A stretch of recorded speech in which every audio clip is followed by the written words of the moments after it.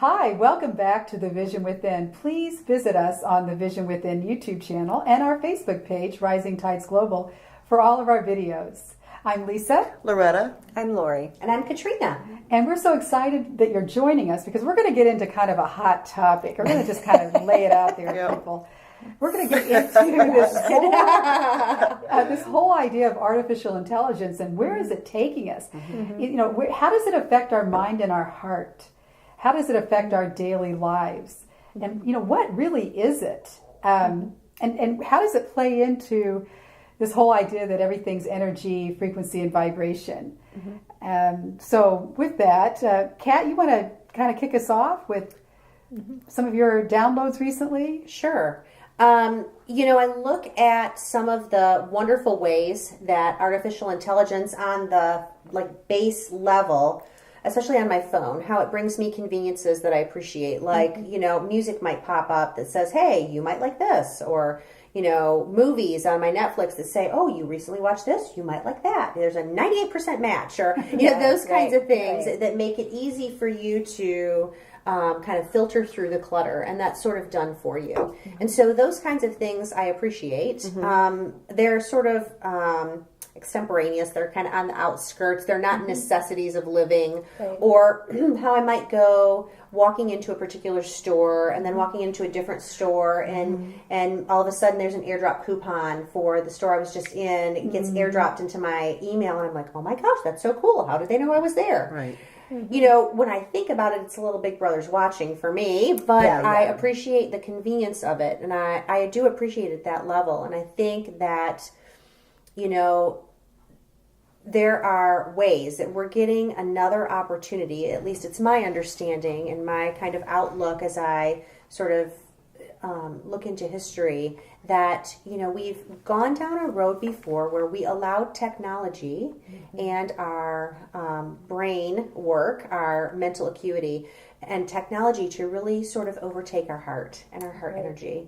And so that was unfortunate because my understanding is that that was probably the downfall of Atlantis and Lemuria. And so that's just one example, I'm sure of many, where we now in this phase as consciousness is growing at such a rapid rate, have an opportunity to allow our hearts to sort of guide us in a way that takes technology to a heart-centered space or bridges the gap. And so that's sort of what I look at and weigh and think about as I measure the way that I use technology on my phone, in my personal life, you know, that kind of thing. What I allow in the positive messages. So what about you? You were talking about, you know, building a bridge. Yeah. What are some examples? So this is, we were watching a show on Gaia, and it was called Singularity. And the one thing I really liked about it was they were talking about AI, and I was using it on my Facebook page to call access imagination. That you know, I like that. But they were saying ascension intelligence, and they were talking about, you know, I would love to see Silicon Valley, and now Indianapolis is supposedly the next Silicon Valley, you know, all this hubbub about technology here. I'd love to see them build bridges that actually help or assist our ascension technology. So it just happened that yesterday, when I was at the office, I found an Inc. magazine, and it was talking about a world without slaughter. And of course, I just jumped into the magazine, what's going on? Well, as it turns out, there's a cardiologist that couldn't work in that paradigm anymore and was looking for a bridge. Well, he had an experience when he was a young child that he had gone to a birthday party. I believe it was in Mexico. It was an affluent family, and they had all these piñatas and games going on in the front. Well, he went to go to the bathroom, and the other side of the house, they're slaughtering the animals that are feeding the kids on this side. And he said it was like a birthday death party. And so what he did is he happened to stumble across someone who's in Silicon Valley, and they are using the technology to grow meat. Like we can clone tissue. They are cloning meat. Yeah, I've heard this possibility. It's a very small company called Memphis Meats. And they're actually bringing this technology to the forefront, which I find amazing. Well, 3D printers can print an organ, which is DNA tissue. Right.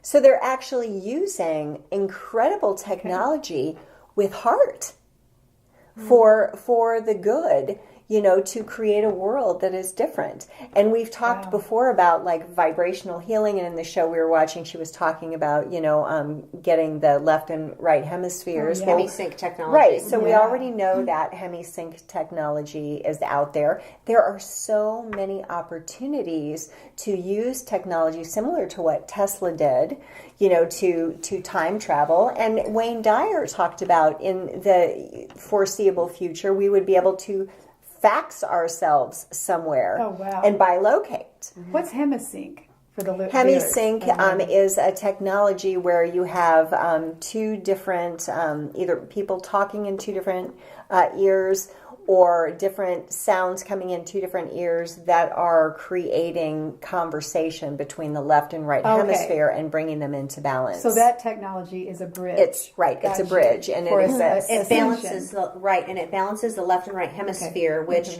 is an essential component or step when you access your divine connection and ability to move freely in your energy body. Right.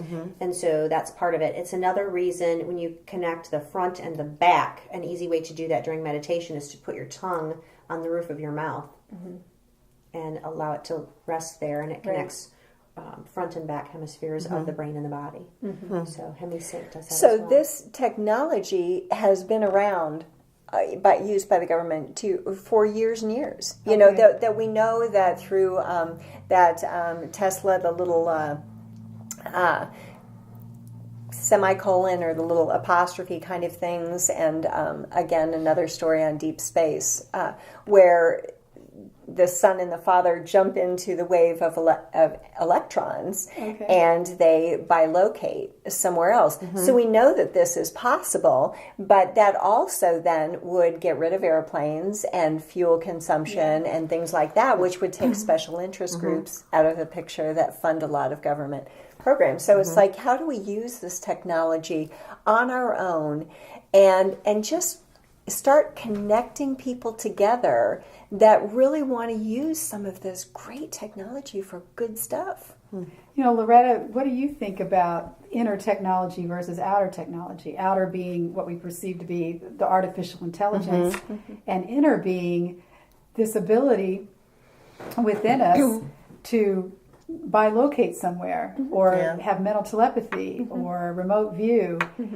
We don't need a machine for that. It's just it's inner technology. How's that different than artificial intelligence? Yeah, so that's a really I hate to put you on the spot. No, it's okay. I'm asking myself. Yeah, so it's a very controversial topic, right? This whole AI. There's more and more about it in the future, and I am a critic of it when it's used irresponsibly. Okay, so I think that in some situations, I'm all for the advance in science and medical and that kind of thing. I think as a, obviously it has great benefit to the society, right, to the world. But I also think that in some situations, just because you can do something, it doesn't mean that you should do it, right? That's right. So as an example, I saw, I think it was over in Italy or France, where they came up with this robot, this artificial being, and I think her name was Sophia. Yes. Okay, but but you know what? They recently declared her an sentient being, and I saw that,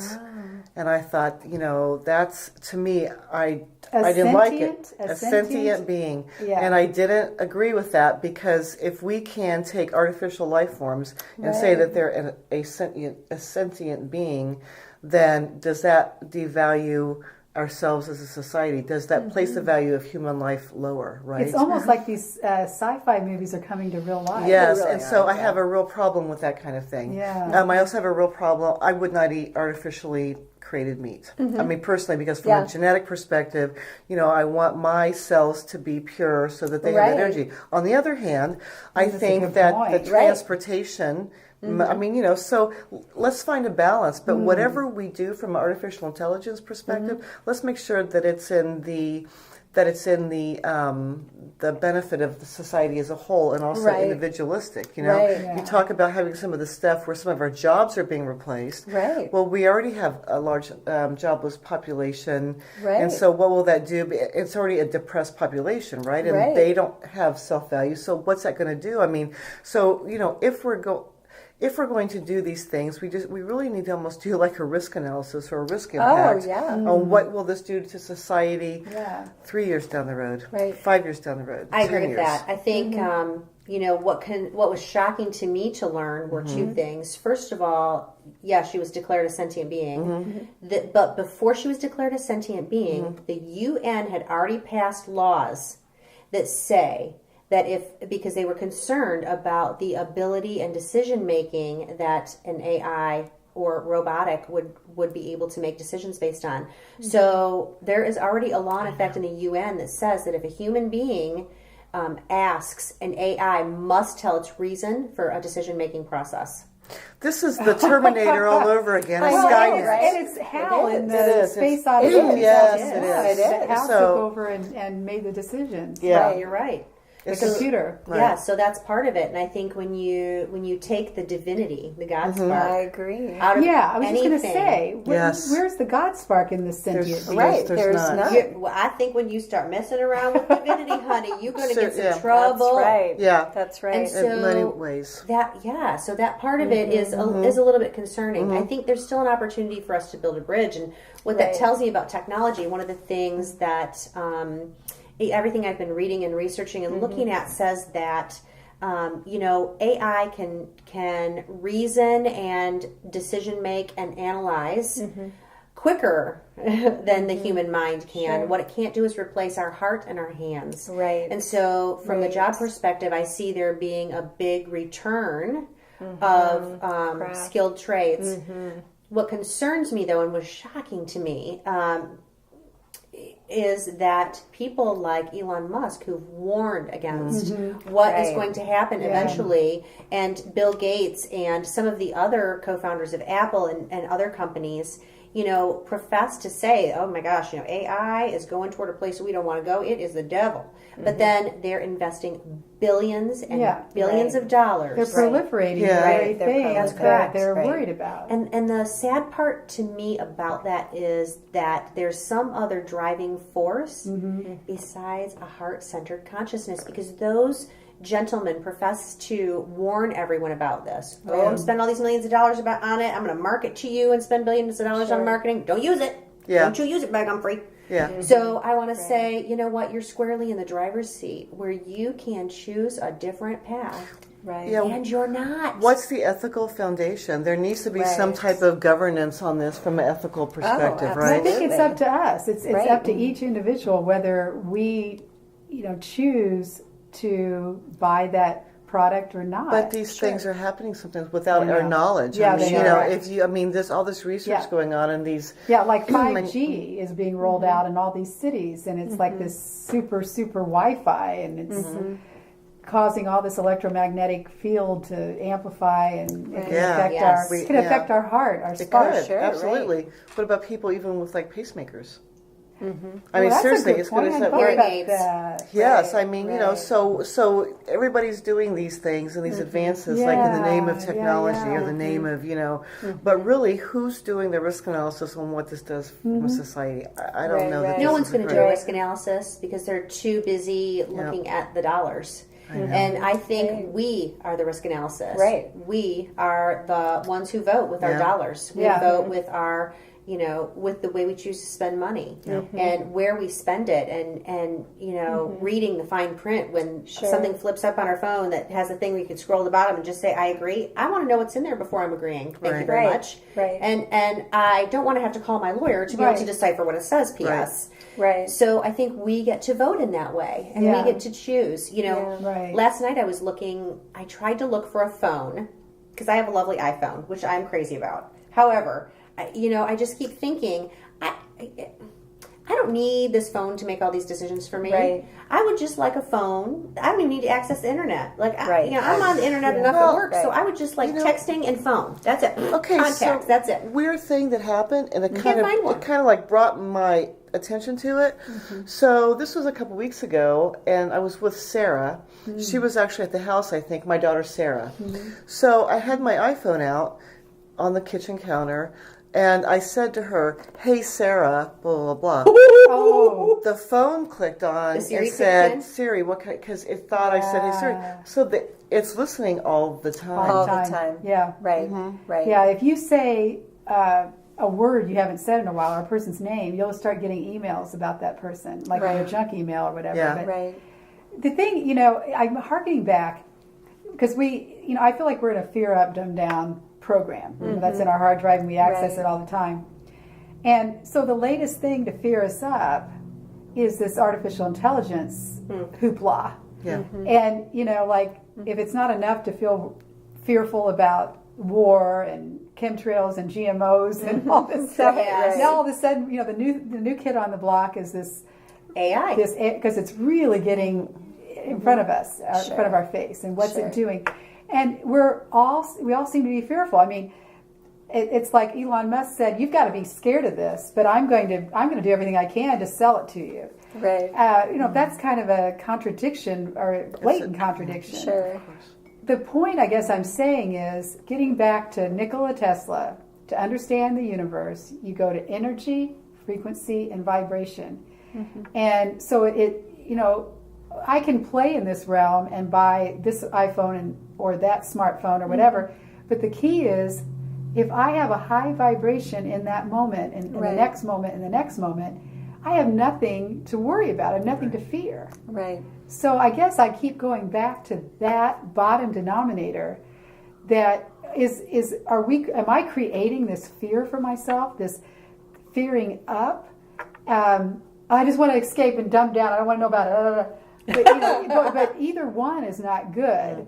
So yeah, I'm becoming aware of it. Right. But the key is, now I'm becoming smarter and aware of it, so I'm not dumbed down. But the key is not to be feared up while I'm becoming aware of it. Right. Right. I think that's a good point.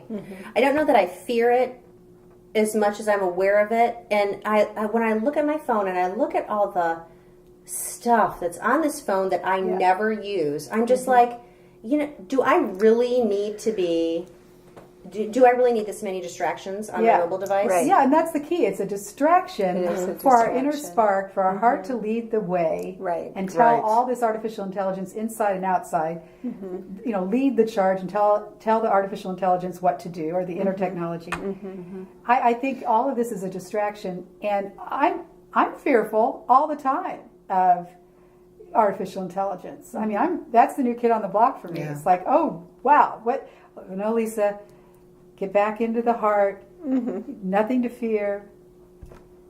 For me, I guess I look at it a little bit from a retail standpoint. Yeah. When I had a shop before. But, you have to know your competition. To not because you want to be better, but people are putting out. You need feedback, and so information is feedback, and if information is our new currency, then we want feedback. So to me, would I eat the artificial meat? No, I wouldn't. But I'm thankful it could be a bridge for people that could save animals. Absolutely. So I'm thankful for the bridges, even though I'm past Right. that bridge. Right. But the thing that I feel really strongly and thankful for is that this information that's coming out is a huge call to action for me. It is a huge call to action for me to use my voice in a lot more ways that I can demonstrate my experiences of accessing imagination so that people can be more in tune with being a spiritual being having a physical experience. You're right. And Right. and Yeah, being infinite and limitless, because if we can really drill home the point that everything you've ever been told, that it's just your imagination because they didn't want you to unlock that power, then to me, my gosh, it's fun. Imagination is fun, which I'm hoping to use that to really, attract people, because if we can wake people up to fun faster than technology, because look at a smile. A smile is so contagious. People will override a phone or everything just to smile. So, so to me, it's a call to action. So I am thankful for the hoopla going on for artificial intelligence, because it is snapping me to attention. Yeah, but I feel like, too, for me anyway, I've got to get a hold of myself and say, okay, now I've been informed. I have informed consent here, in a sense. Right. Do I want to eat the artificial meat? If I educate myself and it's maybe GMO on steroids, maybe I don't want to do that. Sure. So I just decide to stay plant-based. Sure.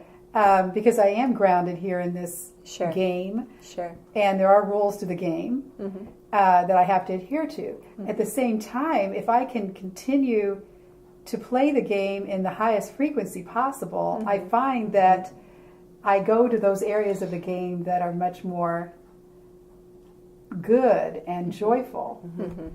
That's all I'm saying. If I keep worrying about artificial intelligence, then I start to see a world that has succumbed to artificial intelligence, like the sci-fi movies, and I don't want to go there. No. Sure.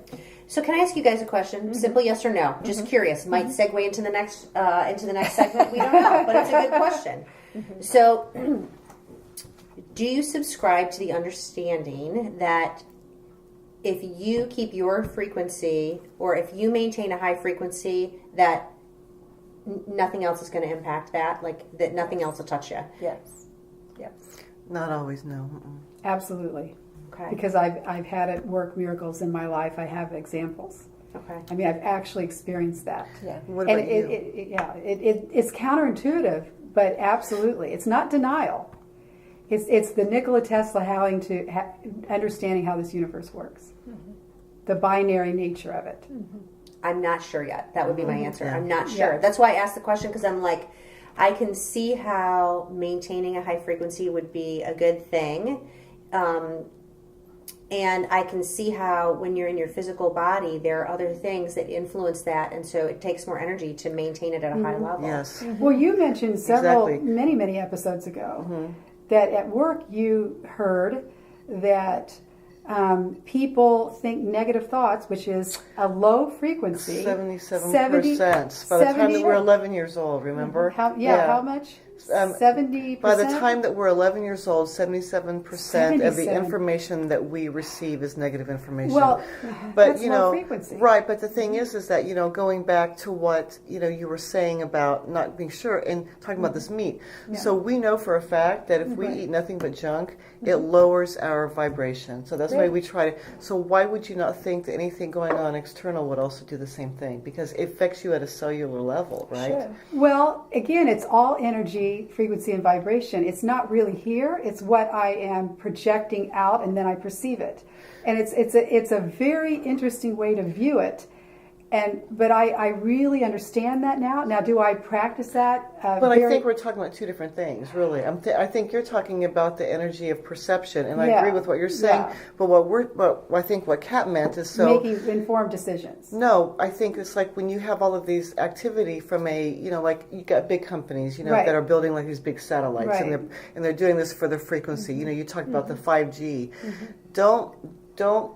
I mean, you have to understand that those environmental factors do affect our vibration. Right, so but if I keep my lower frequency, then Indianapolis is going to get 5G. That's what I'm getting at.